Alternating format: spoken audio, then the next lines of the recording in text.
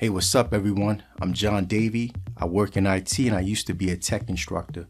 Recently, I've been helping tutoring people looking for help with passing the Security Plus exam. By the end of this video, you should have a deeper understanding of how to answer questions related to patch management, forensics, and high availability.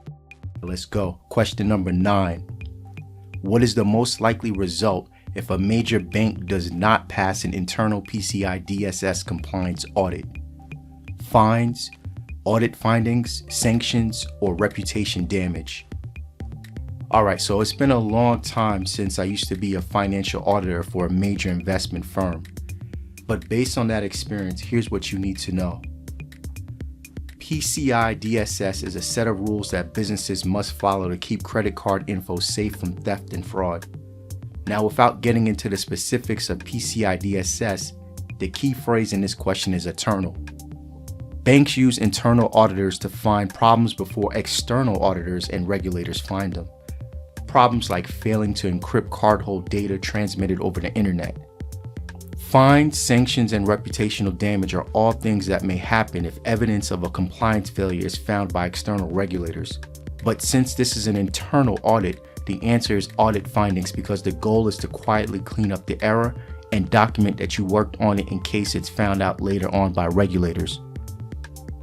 Number 10, a technician needs to apply a high priority patch to a production system. Which of the following steps should be taken first? A, air gap the system. B, move the system to a different network segment. C, create a change control request. Or D, apply the patch to the system. This question is dedicated to the folks at CrowdStrike. Now, when Bill O'Reilly said, "Let's do it live," he wasn't talking about this. No, we'll do it live! Fuck it! When applying a high priority patch to a production system, the first step should be to create a change control request. This ensures that the patch is properly documented, tested, and approved before implementation. Skipping this step can lead to disastrous consequences, as shown by CrowdStrike's mishap in July 2024. CrowdStrike, a major cybersecurity vendor, released a faulty patch for its Falcon security platform that caused global disruptions. The patch resulted in machines crashing with the blue screen of death due to an issue with how it interacted with Windows systems. Critical systems, including those in healthcare, airports, and finance, were left inoperable, leading to significant downtime. CrowdStrike's screw-up demonstrates the importance of following a change control process. Proper testing in a controlled environment could have caught the issue before it reached production systems, preventing widespread outages and minimizing downtime. The answer here is C, create a change control request. As far as the other answers, air gapping a production system to apply a patch doesn't make sense because it disconnects a live system from the network. In addition to the downtime disruption to critical operations, you need to be online to directly download updates. Moving the production system to a different network segment to apply a patch is problematic because it can also disrupt ongoing operations due to the downtime. Finally, directly applying the patch without testing would have risked a similar outcome to what CrowdStrike faced. Number 11, James, the firm's security administrator, has identified that one of the web servers is being attacked. Which of the following methods can assist in finding the origin of the attack? A, capture system image. B, record time offset. C, screenshots. Or D, network sniffing. Okay, so two things here. First, the key phrase is being attacked. Second, for this question, CompTIA wants you to focus on the primary purpose of each option. Let's look at some examples of how that purpose is carried out in this scenario.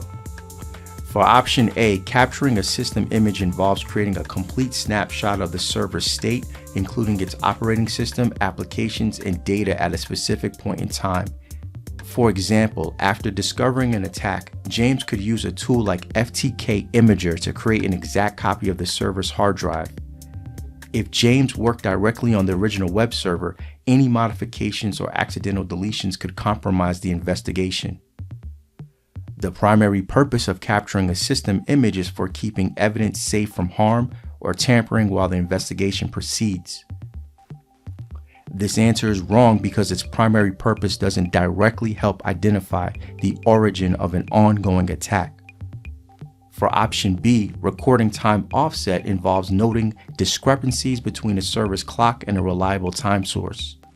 For this scenario, if the web server's clock is out of sync with an authoritative time source such as a network time protocol server, James might record this time offset to ensure that all event log timestamps are accurate. The primary purpose of recording time offset is to establish an accurate timeline of logged events. Again, this answer is wrong because its primary purpose doesn't directly help identify the origin of an ongoing attack. For option C, taking screenshots captures the current visual state of the server, including any suspicious activities or error messages. For example, James might take screenshots of error messages or unusual activity on the server's console. The primary purpose of taking screenshots is to capture any weird images or error messages so you can research them online. Your research can lead to clues about what type of attack is taking place, but this answer is wrong because its primary purpose doesn't directly help identify the origin of an ongoing attack. For option D, network sniffing involves using tools to monitor and analyze network traffic. For example, James could use a tool like Wireshark to capture and analyze incoming network packets. By examining these packets in real time, he might identify unusually high amounts of traffic originating from a single IP address or IP range. This could be the source IP for, let's say, a DDoS attack. For this question, the primary purpose of network sniffing is to monitor and analyze network traffic in real time. This is the right answer because its primary purpose directly helps in finding the origin of the attack while it's still being attacked. The answer here is D, network sniffing. Number 12, which of the following must be considered when designing a high availability network? Choose two. A, ease of recovery. B, ability to patch. C, physical isolation. D, responsiveness. Or E, attack surface. The term high availability is another way of saying it's a network designed to ensure minimal downtime and reliable operation. So the two options here that make the most sense are ease of recovery and responsiveness. Networks that emphasize high availability require the ability to recover quickly from failures while minimizing downtime. This means the network was designed with a focus on backup components and the ability to restore operations rapidly in the event of an outage. High availability also depends on a network's responsiveness to incidents.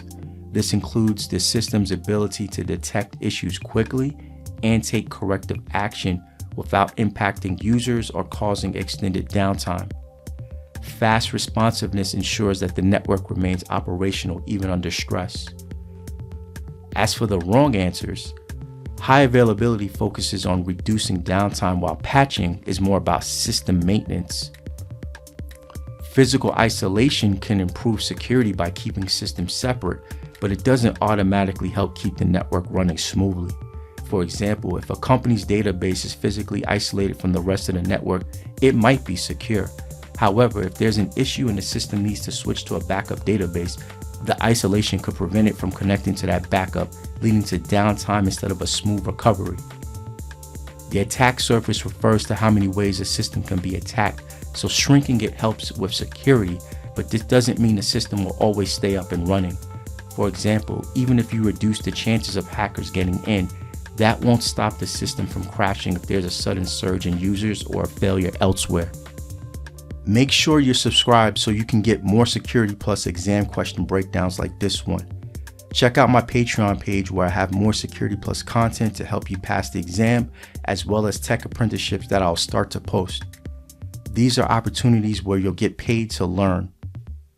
If you want to reach out for help or inquire about my personal tutoring services, check out the Tech or Die contact link in the description of this video. Remember, success is a choice. Make your future now and subscribe so you can manifest your cybersecurity goals with the next video.